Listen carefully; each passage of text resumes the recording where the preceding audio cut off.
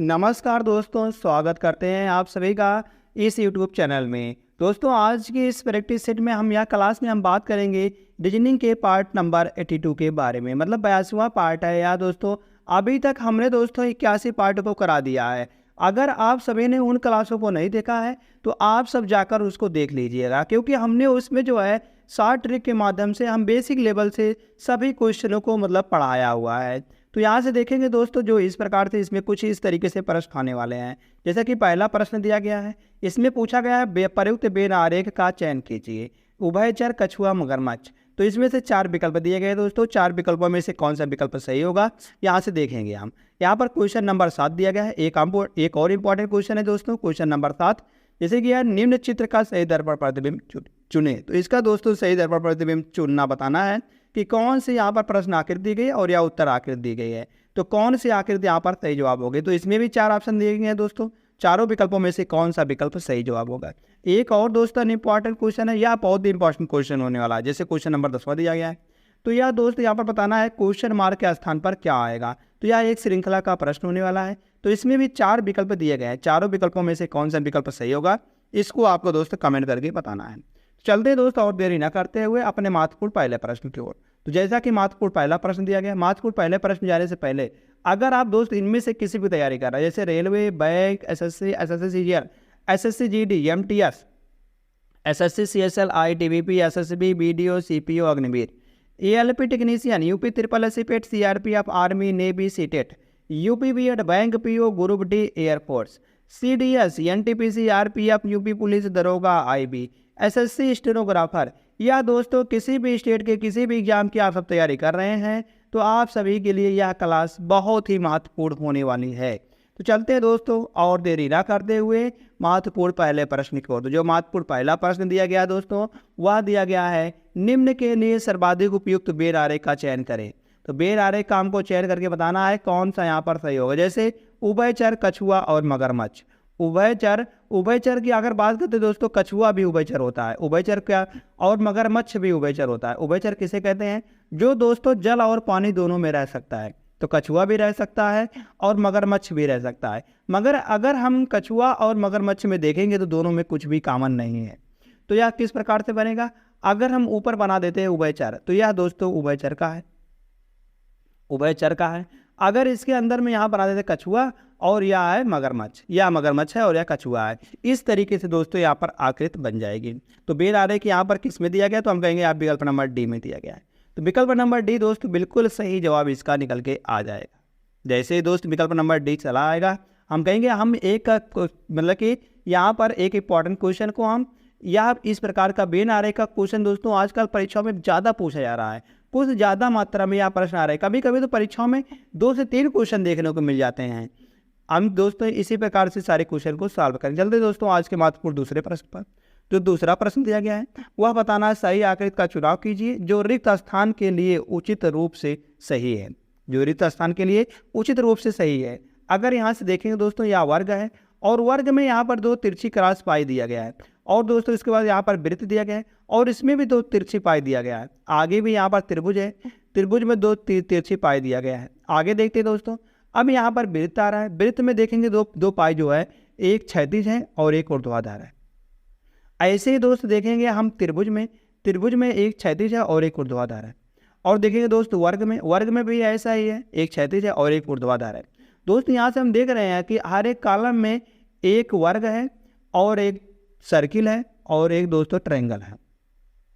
तो 3 तरह की आकृति आ रही है। इसमें भी दोस्त देखेंगे तो यहाँ पर ट्रायंगल दिया गया है, मतलब यहाँ पर त्रिभुज दिया गया है, और यहाँ से देखेंगे वर्ग दिया गया है, एक स्क्वायर दिया गया है, और आगे क्या निकल के आएगा, अब की बार आगे सर्किल निकल के आएगा, क्योंकि सर्किल इसमें नहीं दिया गया है।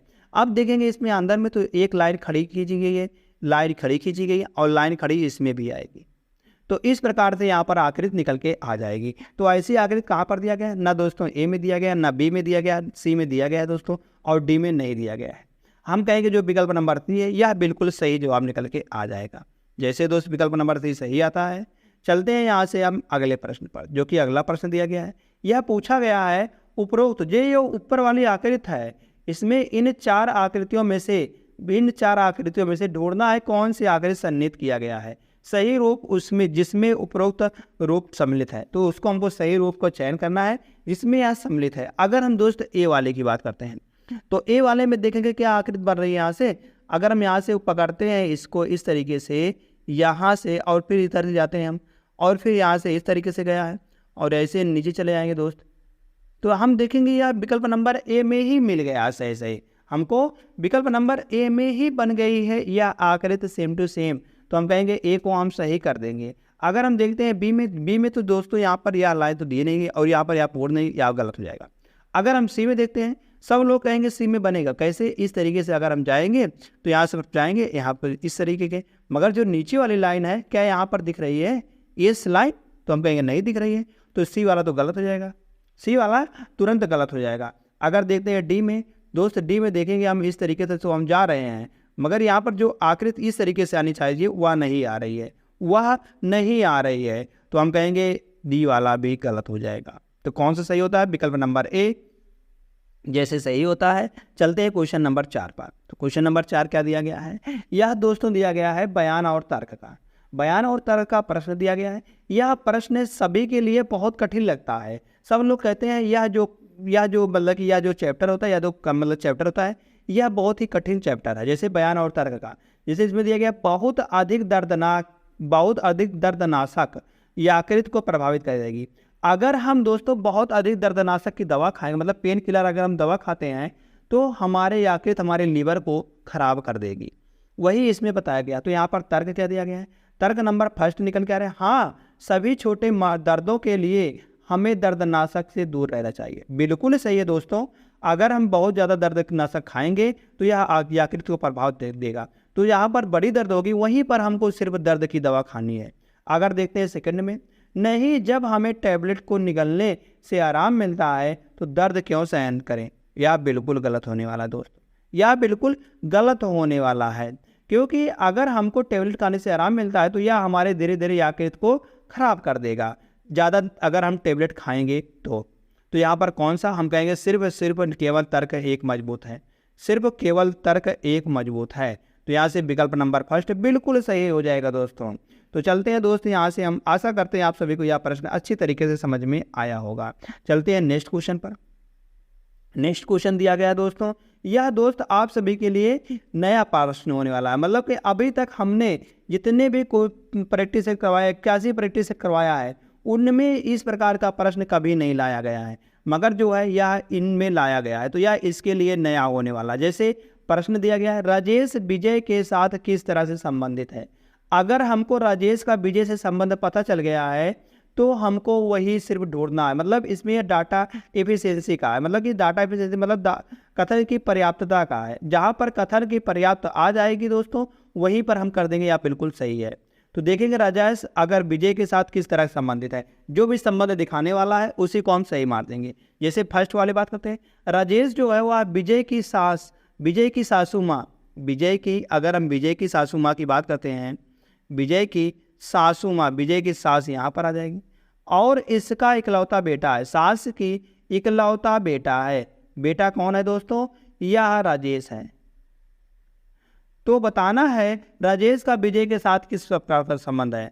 अगर हम राजेश का विजय से देखेंगे संबंध, विजय से संबंध देखें तो यह इसका साला होने वाला है, यह इसका साला होने वाला। तो दोस्तों संबंध जो बता रहा था वह संबंध एक ही बता दिया है, वह संबंध एक ही बता दिया गया, तो दो को क्यों हम पढ़ें।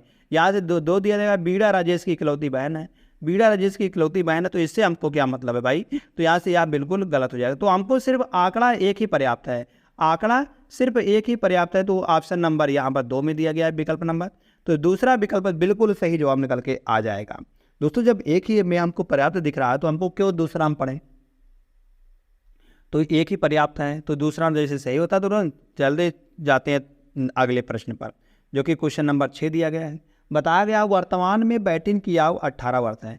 अगर हम देखते हैं बैटिंग की आयु, बैटिंग यहाँ पर आ जाएगी, और उसके चचेरे भाई उसका यहाँ पर आ जाएगा। और कहा गया बैटिंग की आयु वर्तमान में 18 वर्ष है, और चचेरे भाई की आयु जो है 7 वर्ष है, 7 वर्ष है। कहा गया है आगे कि बैटिंग कितने वर्षों में बैटिंग की आयु उसके चचेरे भाई से 1.5 गुना मतलब 3/2 गुना हो जाएगी, 3/2 गुना हो जाएगी। दोस्तों यहाँ से हम देखेंगे अगर दोस्त यहाँ से हम बात करते हैं तो हम कर रहे हैं कि यक्स वर्षों में, कितने वर्षों में, यक्स वर्षों में हो जाएगी। यक्स वर्ष में हो जाएगी किसकी 1.5 गुनी, हम कहेंगे 7 प्लस यक्स। जब इसमें जोड़ें तो इसमें भी जोड़ना पड़ेगा ना, क्योंकि यहाँ भी दोनों सेम ही बढ़ेंगे, तो यहाँ 3/2 गुनी हो जाएगी। यहाँ से हम 2 गुणा उधर करेंगे और 3 का गुणा इधर करेंगे, तो जैसे करेंगे 18 दूना 36 आएगा, और यहाँ पर आ जाएगा 2x बराबर 7 तरीके 21 और प्लस का 2x, सॉरी 3x। अगर हम x को इधर लेकर जाते हैं और 21 को इधर लेकर जाते हैं तो 36 में से अगर 21 जाता है दोस्तों, 6 में से 1 जाएगा 5 आएगा, और 3 में से 2 जाएगा तो 1 आएगा, बराबर 3x में से 2x जाएगा तो x बचेगा। तो x बराबर कितना आ गया, हम कहेंगे हुआ 15 वर्षों में। x बराबर यही तो था, हमने माना था, हमने कितना माना था, x को हमने वर्षों में माना था, तो यह 15 वर्ष। 15 वर्ष विकल्प नंबर 2 में है दोस्तों। तो विकल्प नंबर 2 बिल्कुल सही जवाब निकल के आ जाएगा। कौन सा, विकल्प नंबर 2 बिल्कुल सही जवाब निकल के आ जाता है। जैसे दोस्त विकल्प नंबर 2 आता है, हम इसी तरह से सारे क्वेश्चन को हम लगाएंगे, हम इसी तरह से हम क्वेश्चन के इस तरीके के क्वेश्चन को हम लगाएंगे इसी तरीके से, इसके लिए कोई शॉर्ट तरीका नहीं है। तो चलते दोस्तों यहाँ से हम अगले प्रश्न पर। अगला प्रश्न क्या दिया गया है, दिया गया है निम्न चित्र का सही दर्पण प्रतिबिंब चुने। दोस्तों हमको इसका दर्पण प्रतिबिंब चुनना है, मगर इसमें तो दर्पण दिखाया नहीं गया है किधर लगाया गया है, और बताया भी नहीं गया क्वेश्चन में कि दर्पण किधर लगाए हैं हम। अगर दोस्तों इस प्रकार का क्वेश्चन आता है कि जिसमें बताया ना गया हो कि दर्पण हम किधर लगाएं और दर्पण को ना रखा गया हो, तो वहाँ से हम दर्पण को लगाते हैं सिर्फ राइट साइड में। इसके जो वहाँ पर ऑब्जेक्ट दी रहती है उसके राइट साइड में हमको दर्पण को लगाना है। तो यहाँ से देखेंगे अगर हम इसका दोस्त दर्पण प्रतिबिंब बनाएंगे तो दर्पण प्रतिबिंब में इसका कुछ इस तरीके से निकल के आने वाला है, इस तरीके से यहाँ पर, और या इस तरीके से निकल के आने वाला है दोस्तों, यहाँ से इस तरीके से। अगर हम इसको देखेंगे तो यह लाइन जा रही है, तो यह लाइन यहाँ से यहाँ तक जा रही है, बिल्कुल सही है, और आगे यह लाइन इस तरीके से हो जाएगी। तो ऐसी आकृति दोस्तों किस में दिख रही है, अगर हम ऐसी आकृति की बात करेंगे तो यह ए में दिख रही है, नहीं ए में बिल्कुल नहीं दिख रही है, बी में दिख रही है, जी हाँ दोस्त यह बी में दिख रही है, बी वाला बिल्कुल सही हो जाएगा। अगर सी की बात करते हैं तो सी तो सेम टू सेम यही आकृति को रख दिया गया है, हम कहेंगे यार बिल्कुल गलत हो जाएगा। अगर डी की बात करते हैं तो डी दोस्तों सही हो सकता था एक कंडीशन पर, किस कंडीशन पर, जो यह लाइन दिया गया है इस लाइन को अगर उठाकर हम यहाँ रख देते हैं तो यार डी भी सही हो जाता, मगर डी कमबख्त यहाँ पर नहीं रखा दोस्तों, तो डी वाला कमबख्त गलत हो जाएगा, डी गलत हो जाएगा। तो दोस्तों यहाँ पर बी सही होता है, तो बी को हम सही लगा देंगे। चले जाएंगे अगले प्रश्न पर। अगला प्रश्न क्या दिया गया दोस्तों, जैसे दिया गया यदि कंपास पर पूर्व को कहा गया है उत्तर पूर्व हो जाता है, पूर्व जो है वह उत्तर पूर्व हो जाता है, तो पश्चिम क्या बन जाता है, जाएगा।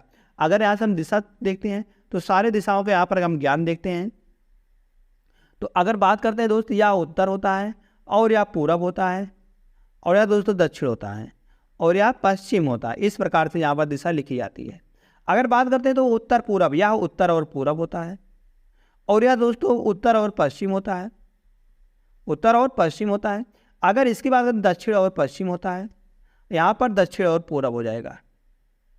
तो दोस्तों कहा गया है कि अगर पूरब को उत्तर पूरब लिखा जाता, पूरब को उत्तर पूरब लिखा, मतलब कि 45 डिग्री इसको दोस्तों घुमाया गया है एंटी क्लॉकवाइज में, एंटी क्लॉकवाइज में 45 डिग्री घुमाया गया है। अगर दोस्त पूछा गया है पश्चिम को क्या कहेंगे, हम पश्चिम को भी 45 डिग्री एंटी क्लॉकवाइज घुमा देंगे, इधर घुमा देंगे 45 डिग्री एंटी क्लॉकवाइज, तो यह दक्षिण पश्चिम निकल के आ जाएगा। क्या आएगा, दक्षिण पश्चिम। दक्षिण पश्चिम किस में दिया गया, विकल्प नंबर 4 में। दोस्त इसका विकल्प नंबर 4 बिल्कुल सही जवाब निकल के आ जाएगा, विकल्प नंबर 4 बिल्कुल सही जवाब निकल के आ जाएगा। जैसे दोस्त विकल्प नंबर 4 सही आता है, हम चलते हैं दोस्त यहाँ से हम अगले प्रश्न पर, जो कि अगला प्रश्न दिया गया है। अगला प्रश्न क्या दिया गया है, बताया गया है उपरोक्त जो ऊपर यह चित्र दिया गया है इनमें बताना है कि चित्र श्रृंखला में प्रश्न चिन्ह की जगह पर निम्न में से कौन सी आकृति आएगी, निम्न में से कौन सी आकृति निकल के आएगी। अगर दोस्त यहाँ से हम देखते हैं कौन सी आकृति निकल के आने वाली है, तो बात करेंगे अगर यहाँ से हम, तो यहाँ पर एक वर्ग दिया गया है और 3 सर्किल दिए गए, 3 गोले दिए गए हैं, मगर यहाँ से अगली आकृति जस्ट आगे वाली आकृति में हम बात करेंगे तो इसमें एक सर्किल दिया गया है और 3 यहाँ पर वर्ग दिए गए हैं। तो यहाँ पर एक वर्ग था और यहाँ पर 3 वर्ग दिए गए, इसमें 3 सर्किल था, मतलब हम कहेंगे जस्ट अपोजिट किया गया है, अपोजिट किया गया, जिसके स्थान पर वर्ग था उसके स्थान पर सर्किल आ गई है, और जहाँ पर यहाँ पर सर्किल था वहाँ पर वर्ग आ गया है। ऐसे ही सेम यहाँ पर भी हम करेंगे, सेम यहाँ पर। तो यहाँ पर देखेंगे त्रिभुज 1 है, तो यहाँ पर त्रिभुज 3 आने वाले हैं, त्रिभुज 3 आने वाले हैं। कैसे आएंगे 3 त्रिभुज दोस्तों? अगर हम तीनों त्रिभुज की बात करते हैं तो तीनों त्रिभुज इस तरीके से निकल के आ जाएंगे, 1 2 और एक अंदर में 3 त्रिभुज आएगा। और जो यह लाइन है, लाइन कहाँ पर आने वाली? लाइन हम कहेंगे इसके ठीक बीचों बीच में ऊपर आने वाली है। इस प्रकार से एक लाइन आएगी, सिंगल वन लाइन आएगी। दोस्तों इस प्रकार की आकृति कहाँ पर बन रही है? अगर हम इस प्रकार की आकृति देखते हैं तो इस प्रकार की आकृति ऑप्शन नंबर ए में बन रही है, ऑप्शन नंबर ए में बन रही है। दोस्तों हम कहेंगे जो विकल्प नंबर ए हो जाएगा, यह बिल्कुल सही जवाब निकल के आ जाएगा। विकल्प नंबर ए बिल्कुल सही जवाब दोस्तों निकल के आ जाएगा। तो विकल्प नंबर बी भी गलत हो जाएगा, और सी भी गलत हो जाएगा, डी भी गलत हो जाएगा। जैसे विकल्प नंबर ए सही आता है। चलते हैं दोस्तों क्वेश्चन नंबर हम 10 पर। तो क्वेश्चन नंबर 10 जो होगा यह बहुत ही मोस्ट इंपॉर्टेंट क्वेश्चन है यार दोस्तों, यह मोस्ट इंपॉर्टेंट क्वेश्चन है। यहाँ बताया गया एक श्रृंखला दी गई है, बताना है श्रृंखला के क्वेश्चन मार्क के स्थान पर क्या निकल के आने वाला है, क्या निकल के आएगा। What is number in this question mark? तो क्वेश्चन मार्क के स्थान पर कौन सा नंबर यहाँ पर आएगा? जैसे बात करते हैं 4 से 17 कितना ज़्यादा है? अगर हम 17 से 4 में जाते हैं तो कितना ज़्यादा हुआ दोस्तों? हम कहेंगे प्लस का हमको 13 जाना हुआ। अगर हम 17 से जाते हैं 43 में तो कितना ज़्यादा करेंगे? हम जाएंगे तो यहाँ से घटाएंगे तो 13 में से 7 जाएगा 6 बचेगा, और यहाँ पर 3 में से 1 जाएगा तो 2 बचेगा, 26 आता है। इसी प्रकार से दोस्तों अगर हम यहाँ से जाएंगे 12 में से 3 जाएगा तो 9 बचेगा, और 7 में से 4 जाएगा तो 3 बचेगा, 39। तो दोस्त देखेंगे यहाँ से किस प्रकार से एक दूसरे से संबंधित हैं। अगर बात करते हैं 13 दूना 26 और 13 3 39, आगे क्या आएगा? यहाँ पर 2 से गुणा किया जाए, यहाँ पर 3 से गुणा किया गया, आगे किससे गुणा होगा? आगे हम कहेंगे दोस्तों 4 से गुणा होगा, गुणे 4 तो 13 चौका 52। यहाँ पर क्या आने वाला दोस्तों? 52 आने वाला है। तो हम कहेंगे 52 यहाँ पर जोड़ देंगे, किसमें? 82 में हम 52 जोड़ेंगे, तो यहाँ से निकल के आने वाला 2 2 4 और 8 और 5 करेंगे तो 13 निकल के आने वाला है। दोस्तों इसका सही मान क्या आ जाएगा? 134 इसका सही मान निकल के आ जाएगा। तो 134 किस विकल्प में दिया गया है? हम कहेंगे आप विकल्प नंबर पहले में दिया गया, पहला विकल्प इसका बिल्कुल सही जवाब निकल के आ जाएगा। दोस्त आगे के जितने भी प्रश्न हैं एक को छोड़कर बाकी सारे दोस्तों यहाँ पर होने वाले हैं एनालॉजी से, एनालॉजी से प्रश्न होने वाले। एनालॉजी कौन सी एनालॉजी है? यह शब्द एनालॉजी है, शब्द एनालॉजी है। और एक दोस्तों यहाँ पर शब्द एनालॉजी हुआ भी है, वह अक्षर एनालॉजी है। तो अक्षर एनालॉजी और बाकी सारे शब्द एनालॉजी हैं। तो यहाँ पर जितने भी प्रश्न है 5 के 5 प्रश्नों की बात करते हैं हम। तो जैसे दिया गया जिस प्रकार सदगुण का संबंध, यह भी एनालॉजी का टेस्ट है। जिस प्रकार सदगुण से संबंध दया से है, तो सदगुण दया, सदगुण दया, सदगुण जो होती है वह दया से आती है। हम कहेंगे अवगुण किससे आती है? अगर हम क्रूरता करेंगे दोस्तों तो अवगुण निकल के आएगा, क्रूरता करेंगे तो अवगुण आएगा। ना कि शोक करने पर अवगुण आता है, ना कि करुणा करने पर अवगुण आता है, ना कि भावना करने पर अवगुण आता है। अवगुण जो आता है वह दोस्त क्रूरता करने पर आती है, क्रूरता करने पर अवगुण निकल के आता है। तो हम कहेंगे यार विकल्प नंबर बी बिल्कुल सही जवाब हो जाएगा। जैसे विकल्प नंबर बी सही आता है दोस्त। चलते हैं यहाँ से हम अगले प्रश्न पर, जो कि अगला प्रश्न दिया गया है।